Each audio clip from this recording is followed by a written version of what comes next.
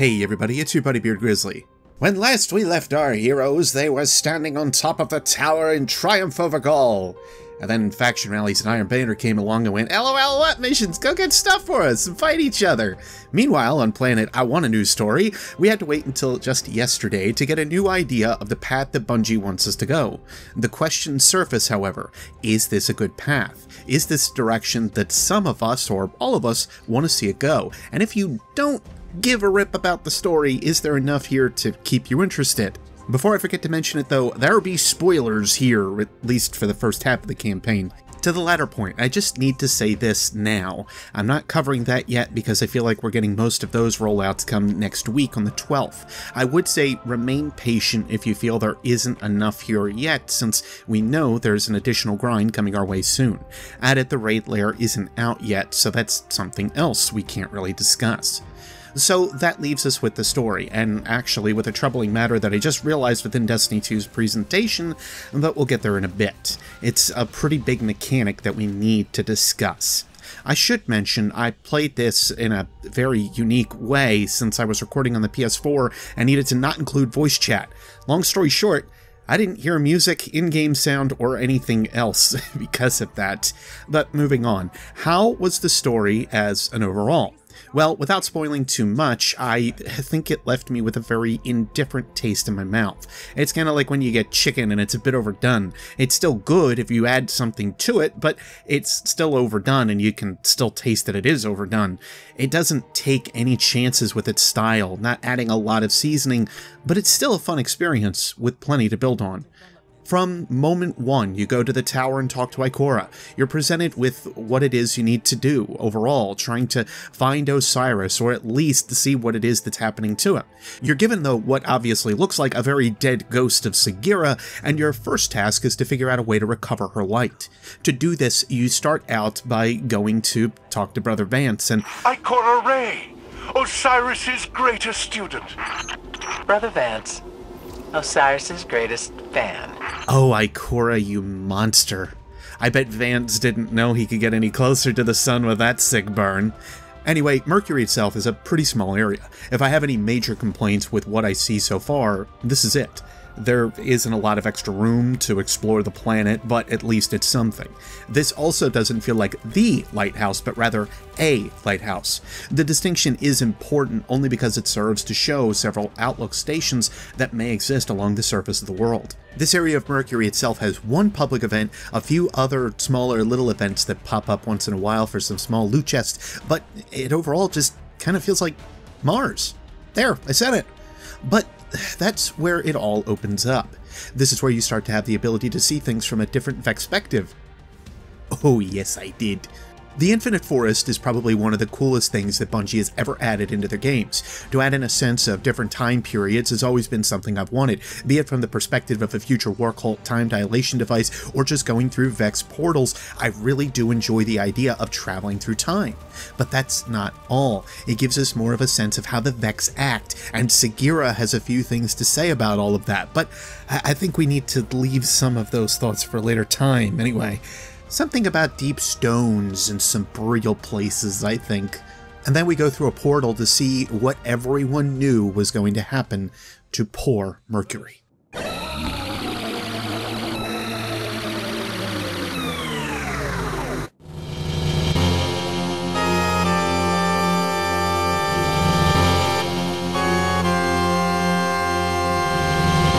Okay, this is actually what you say.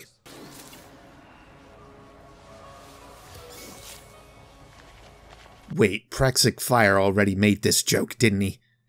So we get these nice pretty open fields that are then invaded by these Vex towers. So it does seem the Vex have ships. Kind of. And off in the distance is the Traveler, still hanging around with the terraforming it's been doing on the planet. Or at least so I can guess. Well, that's interesting, isn't it? The Traveler and the Vex seem to hang around the same area. If you can't tell, this whole scene excites the crap out of me. It's also not the last time we see this, which is also amazing.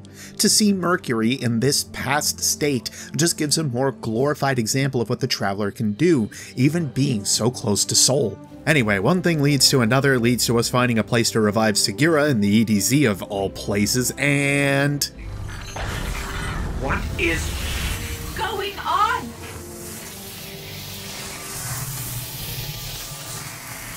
Whoa! New show. Who?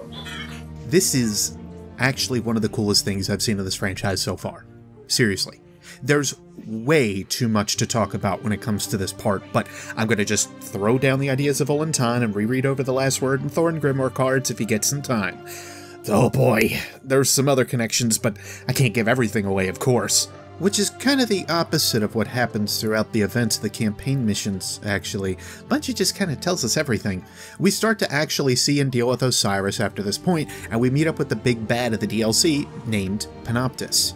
Panoptus is a major Vex mind, I'd almost say is the Vex mind, but they span galaxies and stuff, so I doubt it's the only one we have to deal with. What we do get is a new model for the Vex, and it's revealed that this model is the main hub for testing all of these simulations and concepts of how the forces in our solar system act and appear, at least to the Vex.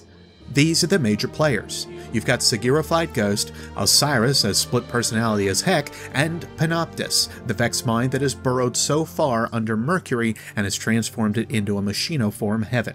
I think that's where I'll leave the overall synopsis of the players and how things have been building in the story so far.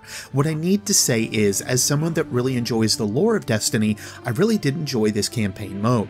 The story sent you to all the other worlds and moons that we visited in D2 so far, and it really gives you this sense that the Vex are this interconnected across the solar system. They are that big of a threat, and always have been. You do get your questions answered as to why the Vex don't just overrun us, or what exactly is going on with the Vex network, but it ultimately boils down to one thing that I continue to reach for when dealing with anything related to Destiny. I want more. I want to have more of the story. I want to have more shown to me, more expanded upon, and more given some kind of bearing to what it is I'm doing throughout the whole of Destiny's experience. I think we can all agree that's not a bad thing whatsoever. I can also go into DLC practices and how maybe $20 is a little bit too much for this, but that's not necessarily for me. I'll leave that to others to talk about that topic on the regular. If you enjoy Destiny, this is a lot of what you expected to see, and hoped to see in fact. If not, then you'll probably want to give it a pass, at least from a story perspective. But let's move on to that other troubling thing I wanted to talk about that I didn't realize I was even doing until it was brought up to me by a Fireteam mate. Bungie, you already have the Grimoire Station in the game that we need, or at least part of it. With Curse of Osiris comes Season 2, and this also means that Eververse has a new selection of bright engram goods for us to poke at and try to collect over the coming months. This season could be a bit longer for us than this past one was, which is a completely different topic of discussion for current content presented to us, but it gives us a lot of time to try and get these items. If you're a collector, the old stuff still seems to be there from the original D2 campaign. Now it's just a matter of getting the new gear. Anyway, talks of that aside, what do I mean by a Grimoire Station? The first thing I did when I logged into Destiny yesterday was go and check the contents of the Bright Engrams.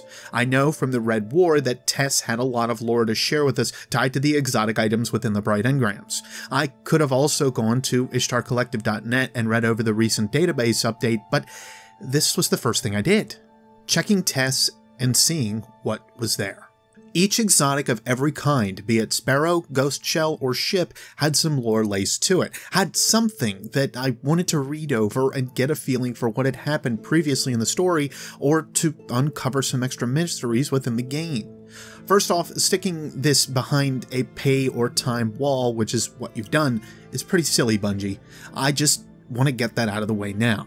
I'm thankful that you allow us to chronicle and take pictures of the stuff at least, but if this is the reason we can't have a grimoire or lore station within the game because of timed unlocks being behind bright engrams and your exclusion of dead ghosts from the game, then that's kinda silly. Again, I repeat, the first thing I did was go to Tess to read over most of the new lore tabs from exotic items that are held behind this system.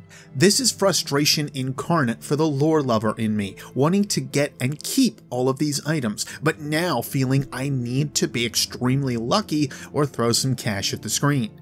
I see your games. Don't think I don't. But as I mentioned earlier, this is a partial station already embedded into the game, and it looks like, well, what Tess already has.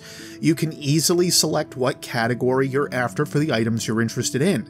Then you can select details to see these items, their looks, stats, flavor text, and lore tab. Kind of reminds me of a system that was in Destiny beforehand.